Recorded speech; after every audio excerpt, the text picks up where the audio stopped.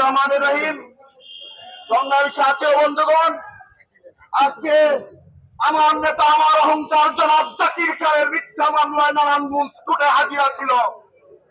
নারায়ণগঞ্জের অন্ধকার তৈমুর অন্ধকারের একটি প্রচারণ মিথ্যা মামলায় আমার নেতাকে দীর্ঘদিন যাবৎ ওই ব্রিটিশ সরকারের মাধ্যমে কারাগারে বন্দী রেখেছে।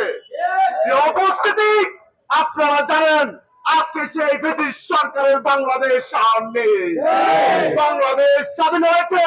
তৈমুর অন্ধকার আপনি নারায়ণগঞ্জের আপামর জনসাধারণ নেতা জনাব জাকির খানকে কারাবন্দী করে রাখতে পারবেন না।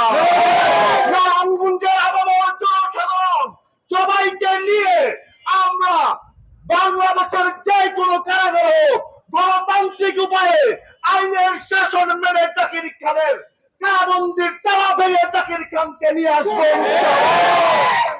উপস্থিতি, আগামী 22/9/2024 জাকির খানের আবার মিথ্যা মামলায় নারায়ণগঞ্জ কোর্টে হাজিরা আছে।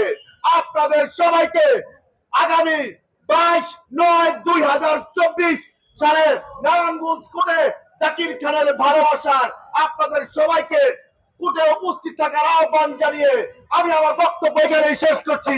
বাংলাদেশ জিন্দাবাদ, বাংলাদেশ জাতীয়তাবাদী দল জিন্দাবাদ, বাংলাদেশ জাতীয়তাবাদী মৎস্যজীবী দল জিন্দাবাদ, আমার নেতা আমার অহংকার জনাব জাকির খান জিন্দাবাদ জিন্দাবাদ।